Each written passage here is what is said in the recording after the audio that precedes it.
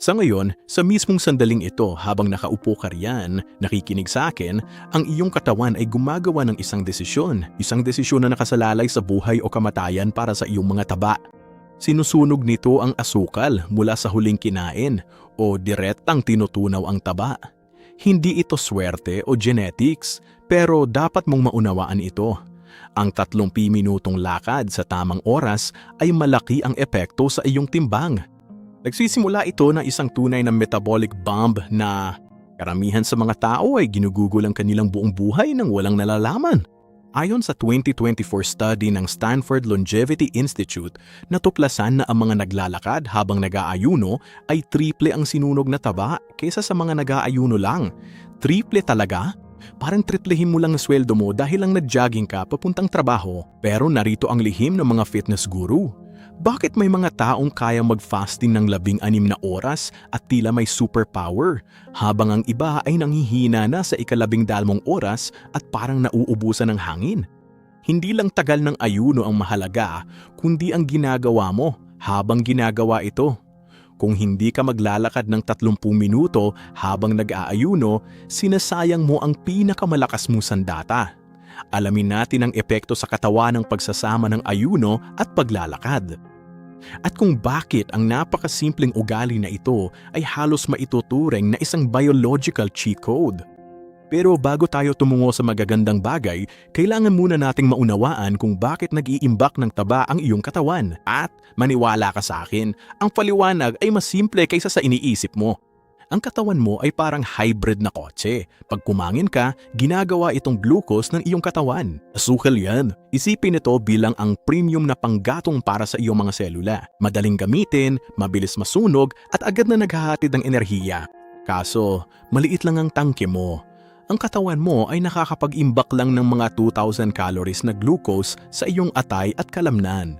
Parang wallet na puno ng pera. Mabilis mo itong makukuha, pero mabilis din itong maubusan. Pagkaubos nito, matapos ang 12 hanggang 16 oras na gutom, dapat nang magpasya ang katawan. Pinindot nito ang isang switch. Tinatawag itong metabolic switch. Kapag bumukas ito, hihinto ang katawan sa pagsunog ng asukal at magsisimulang magsunog ng taba. Iyan ang savings account mo na hindi mo karaniwang nagagalaw. Ito ang dahilan ng pagkabigo ng mga dieta.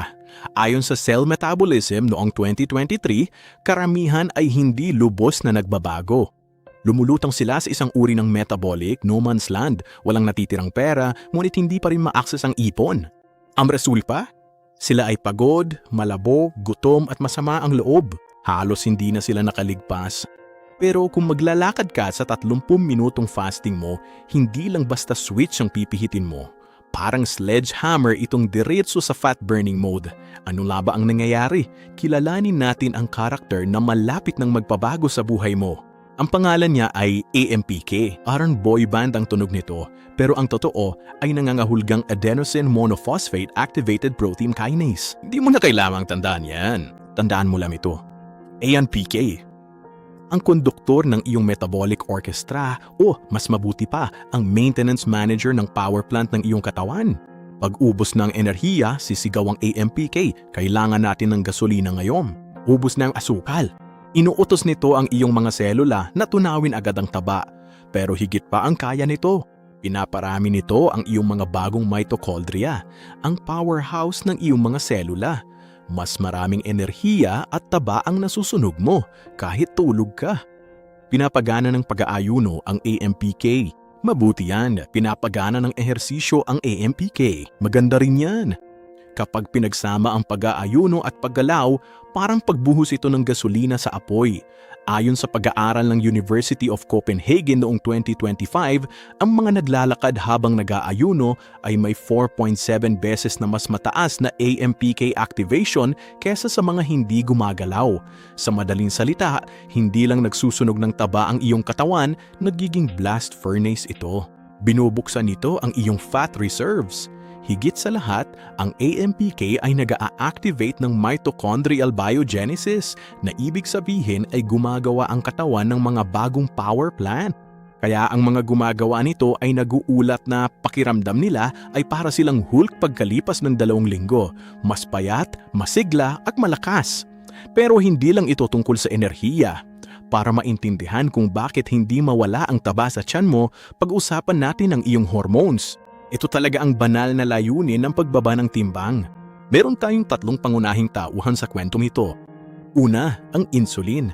Binubuksan nito ang iyong fat cells. Pagkakain, tumataas ang insulin para magpasok ng asukal sa mga seluya. Pero hanggat mataas ang insulin, nakakandado ang mga pinto papunta sa iyong mga imbakan ng taba. Bawal palabasin ng bouncer ang sino man. Ang pag-aayuno ay nagpapababa ng insulin pero mas epektibo ang paglalakad habang ginagawa ito. Ayon sa Harvard noong 2024, ang mga naglalakad habang nag-aayuno ay may insulin levels na 62% na mas mababa kaysa sa mga nakaupo lang. Ang mababang insulin ang susi sa pagbukas ng vault. Sa wakas, gagamitin na ng katawan ang naipong taba. Pangalawa, adrenaline. Ang paglalakad ay hindi mabigat pero naglalabas ito ng konting adrenaline. Sapat lang ito para gisingin ang iyong fat cells nang hindi ka nai-stress. Kailangan ka namin ngayon. Pinapagana ng adrenaline ang isang enzyme na nagdudurog ng nakaimbak na taba upang maging mga free fatty acid. Parang demolisyon ito ng lumang gusali para sa mga materyales. Gumagalaw ang iyang taba. Pangatlo at paborito ko, ang growth hormone. Ito ang fountain of youth. Proteksyon ito sa kalamnan, sunog taba at pampabata. Ang pag-aayuno pa lamang ay kayang paramihin na ng 5 antas ng iyong growth hormone. Kahanga-hanga yan. Pero sa paglalakad, mas matindi ito. Isang pag-aaral noong 2023 ang natuklasan na ang mga naglalakad habang nag-aayuno ay tumaas ng 12 times ang peak growth hormone. Hindi yung typo. Literal na nagiging makinang pangsunog ng taba at pangprotekta sa kalamnan ng katawan mo habang casual ka lang na naglalakad sa parke. Pero ano ang silbi ng pagkakaroon ng Ferrari na may katawan kung natutulog ang driver? Ang epekto ng mabilis na paglalakad sa iyong utak ay halos mas kahanga-hanga pa kesa sa pagkawalan ng taba. Kapag ikaw ay nag-aayuno at naglalakad, ang iyong atay ay gumagawa ng mga ketone. Ang mga ketone ay isang alternatibong pinagkukunan ng enerhiya at gustong-gusto ito ng iyong utak. Ang glucose o asukal ay parang aandap-andap na ilaw na hindi talaga maaasahan. Ang mga ketone ay parang sinag ng laser, pare-pareho at napakalaking enerhiya. Natuklasan sa isang pag-aaral sa UCLA noong 2024 na pagkatapos ng mga mabilis na paglalakad, ang mga kalahok ay nag-ulat ng 73% na pagbuti sa popos at 58% na pagbuti sa kalooban kumpara sa mga taong naglakad pagkatapos kumain, at mas lalo pa itong gumaganda.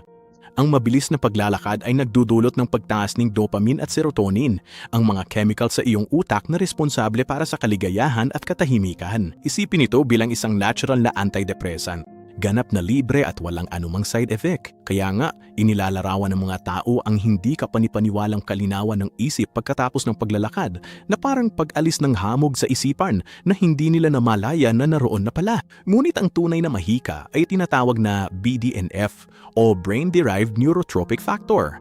Para sa mga siyentipiko, ito ay pataba ng utak. Pinapalakas ng BDNF ang koneksyon ng iyong brain cells, pinoprotektahan ng mga ito at nagpapatubo pa ng bago. Ang mabilis na paglalakad ay nagpapataas ng compound na ito ng 300%. Kaya naman, mas matalas, malikhain at alerto ang isip pagkatapos nito. At narito ang detalyeng talagang tumatama sa sinumang gustong manatiling matalas ang pangangatawan hanggang sa pagtanda. Isang pag-aaral sa Cambridge noong 2025 ang nagsiwalat na ang mataas na antas ng BDNF ay direktang nauugnay sa isang lubhang nabawasang panganib ng Alzheimer's at cognitive decline. Kaya ngayon, hindi ka lang basta nagiging mas matalino at mas payat, nagtatayo ka ng kuta sa paligid ng iyong utak para sa mga darating na dekada. Ngayong alam na natin kung ano ang nangyayari at kung bakit ito napakalakas, may isang salik na tumutukoy kung ang lahat ng ito ay talagang gumagana o kung nagsasayang ka lang ng oras. Ang salik na yon ay ang tiempo. Makinig kang mabuti dahil kung mali ang pagkakaintindi mo, wala nang iba pang mahalaga. Ang iyong circadian rhythm ang nagtatakda ng oras ng pagsunog ng taba. Ayon sa Johns Hopkins noong 2025, ang mabilis na paglalakad sa umaga ay swak sa natural na pagsunog ng taba ng iyong katawan. Bakit partikular na umaga?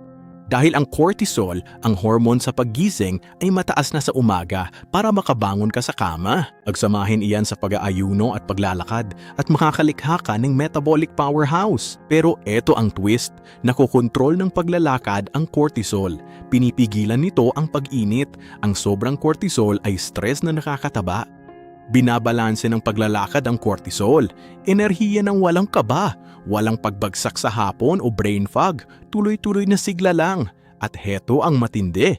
Kung maglalakad ka sa hapon o gabi, talagang mamimismang bintana na ito. Hulo ka ng sigla mula sa tanghalian, bumababa ang cortisol at naghahanda na sa pahinga. Ang umaga, ang oras na nakaprograma ang katawan para magsunog ng taba, hindi lang basta mahalaga ang timing, mahalaga rin ito sa lahat. Pag-isipan mo, ito ay isang sikreto ng ebolusyon. Sa milyong-milyong taon, gumising ang tao para maghanap ng pagkain. Walang ref ang mga ninuno. Hindi sila naghintay lang ng cereal, nangaso sila, nagtipong sila, naglakad sila ng ilang oras habang nag-aayuno. Inaasahan ito ng iyong DNA at biyolohiya mismo. Kapag naglalakad ka ng nag-aayuno sa umaga, wala kang ginagawang bago o kalokohan. Pinapagana mo ang isang sinaunang programa na sadyang nakatulog sa ginhawa ng modernong buhay. Alam ko ang iniisip mo ayon. Maganda pakinggan ito, pero kaya ko ba talaga itong gawin? Sa totoo lang, hindi madali sa simula, pero sulit ang magiging bunga nito. Sa mga unang araw, maninibago ka na parang zombie. Nasira ang katawan mo. Adik ito sa asukal. Ngayon, pinipilit nitong gamitin ang reserbang taba at itutulak pabalik ang Dapat itong matutong muli. Tawag dito ng mga siyentipiko ay metabolic flexibility. Ito ang pangako ko. Manatili rito ng 2 linggo at magbabago ang katawan mo.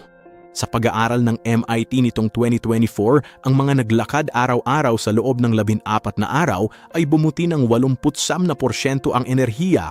Mas maganda pa, bumaba ng 67% ang kanilang pagkahilig sa asukal. Ang katawan mo ay magiging makinang nagsusunog ng taba. Hindi mo na kailangan lumaban pa. Nangyayari lang ito, kaya narito ang hamon mo para sa linggong ito. 30 minuto, nag-aayuno. Tuwing umaga, walang dahilan. Walang mga podcast, walang abala, uminom ng tubig, tsaa o purong kape. Ikaw lang, iyong isip at katawan na ginagawa ang dapat nitong gawin. Subukan mo, hayaan ang iyong katawan na ipakita ang kakayahan nito. Magkomento rin sa ibaba, handa ka na bang mag-umpisa? Handa ka na bang magpaalam sa luma at pagod na bersyon ng iyong sarili? At dahil alam mo na ngayon kung paano sunugin ang iyong taba, kailangan mo ring malaman kung ano ang kakainin kapag nag-aayuno ka para hindi mo agad mabawi ang lahat ng mahirap na trabaho. Dahil may mga pagkain gumagana na parang rocket fuel para sa iyong metabolismo at ang iba naman ay gumagana na parang pamatay sunog. Huwag kalimutang mag-subscribe at pindutin ang notification bell para hindi mo makaligtaan ang mga ganitong content.